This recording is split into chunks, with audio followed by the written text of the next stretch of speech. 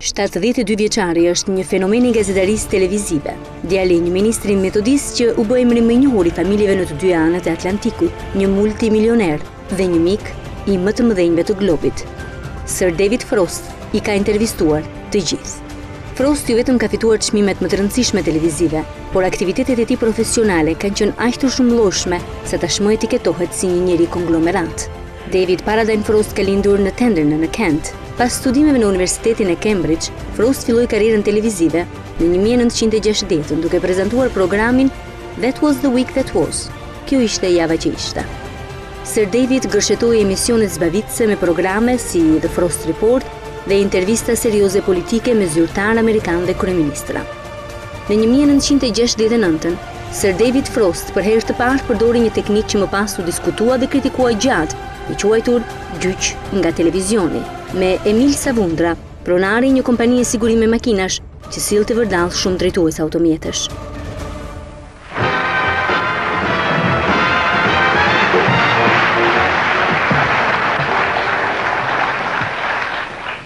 Welcome back.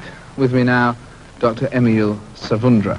Most of you will have heard the name in connection with a great many differing incidents, whether it was 1950, the oil for China deal, Dr. Savundra Central, $1,200,000 tended to disappear.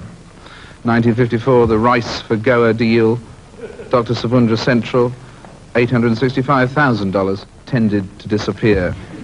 1958, Camp Bird scandal in Ghana, Dr. Savundra deported. 1959, the Costa Rican coffee beans, and then coming up to date, the fire, auto, and marine. I was a secret agent for certain governments. Your Penkovsky papers are going to be milk and water when it comes out. You said you were a secret agent for the Pope, I believe it was. I've never said that. I've never said that. I've never said that. Other people have said it. The Pope told me, yeah. Well,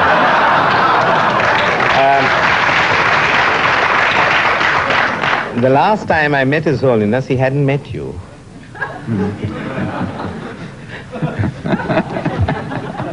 If we go much further, we'll be in trouble here. I think we better call it quits on that one. I'm afraid nobody is a peasant. I'm afraid they're the people who gave you your money.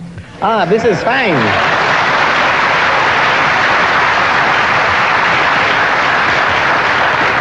This is fine, because they have given me nothing at all. You've given them nothing at all. They gave you money. No, they gave me no money. I make that absolute categorical statement, and it's a statement that they can always prove, and which no doubt is provided. Like your insurance policy back, and you let me have what I gave you. Exactly. That one. He said, would you like your insurance policy back, and you give back the money she gave you. When you delegate, it assumes you're in authority. And if you're in authority, you take the responsibility. No. Delegation is from above. When a cabinet minister delegates to a civil servant, he carries the can. Please. When you delegate to somebody, Please, praise be, you don't. I will suggest that you get practice of management or a few elementary books on the subject and study them first. Let me just, so one last question. You can look at these people here, widows, widowers, whoever they are. Yes. And you can feel, I have no legal responsibility. Right. And I've signed a piece of paper, and I have no moral responsibility either. Thank you.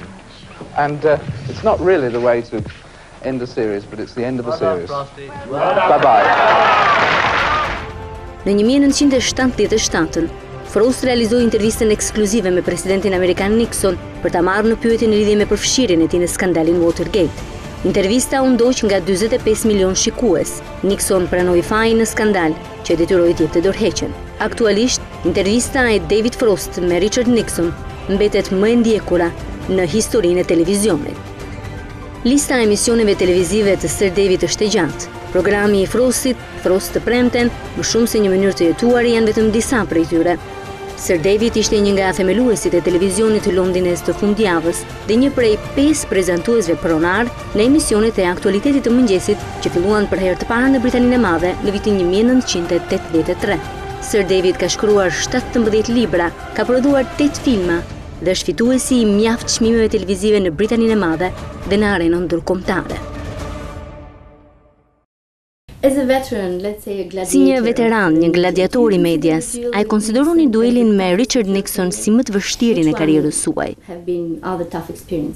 Well, it's difficult to clarify. I think because Gjatë 12 ditëve që ne regjistruam intervistën me Nixon, ne gjyruam plot 28 ore 45 minuta, që ishte jashtëzakonshme kjo.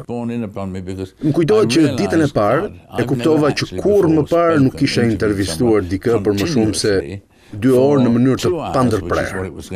E imagjinoni se si ndjehesh kur e bën për 28 orë rresht. Ishte një ndryshim shumë i madh për mua dhe një gjë tjetër interesante është që Nixon çdo ditë kur vinte për intervistë dukej shumë mirë. Kishte marrë rrezë dielli. Mirë po, kur arritëm tek 2 ditët, ku po diskutohej çështja e Watergate, në ditën e parë u shfaqi shplodhur, por pas pyetjeve për Watergate-in, kur erdhi tek intervista e dytë, kushtuar e skandalit që ishte 2 ditë më vonë, Nixon dukej sërish si njeriu që vinte nga shtëpia e bardhë në pamjen luftarake për të mbrojtur presidencën e tij. Kështu dukej gjatë pjesës parë të intervistës. Edhe pasaj papritur në pjesën e dytë të asaj dite, u shfaq më i tërhequr dhe pothuajse i përvuajtur. Ishte i jashtëzakonshëm. Ai ndryshoi edhe fizikisht gjatë pyetjeve investiguese për skandalin e Watergate-it. Suddenly more drawn and that hunted look again. It was extraordinary how he actually changed physically during the Watergate tapings. Si është e vërteta mbi rivalitetin e Nixon dhe Henry Kissinger? Oh, well, it's a fascinating thing that, and in the interviews, as you know, he was very funny the way he tried. Është një histori e jashtëzakonshme. Gjatë intervistave, Nixon ishte interesant në mënyrën si e përshkroi Kissinger. Problemi në marrëdhënien Nixon-Kissinger ishte ky, që të dy po garonin për të marrë meritat e vendimeve të mira që Nixon mori si president dhe përpiqeshin të bënin me faj njëri tjetrin për gjërat që shkuan keq. Por nga ana tjetër, ata nuk mund të ishin shumë të pasjellshëm ndaj njëri tjetrit për shkak të vendit që kishin një histori dhe e ardhmja e tyre ishte e lidhur së bashku. Nëse njëri shante tjetrin dhe anasjelltas, reputacioni i tyre do të binte menjëherë, por dëshira për të marrë meritet ishte vërtet jashtëzakonisht e madhe. Henry, you know, is a very fine intellectual. Ndaj, shikoni ç'ndodh, te Nixon gjatë intervistës u shpreh. Harry është një intelektual i çmuar, ashtu si edhe intelektual të tjerë, natyrisht.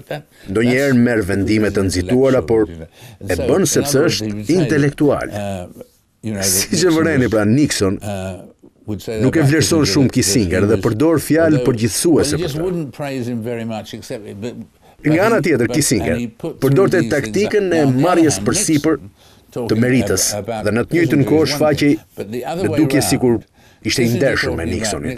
His way of going for the credit, right, and at the same time being apparently loyal to Nixon.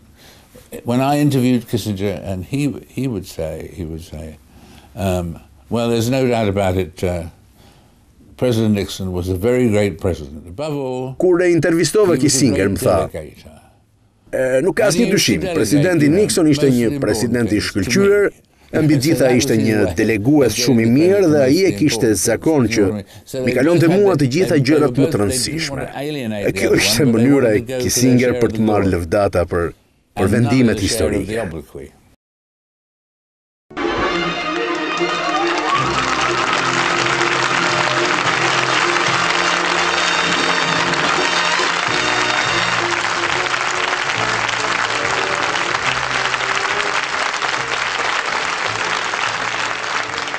Thank you very much indeed. Hello, good evening, and welcome. From a group who give great pleasure in one way to another musical group, and one member of it who gives great pleasure in a slightly different way, but much the same. Ladies and gentlemen, Mr. Paul McCartney.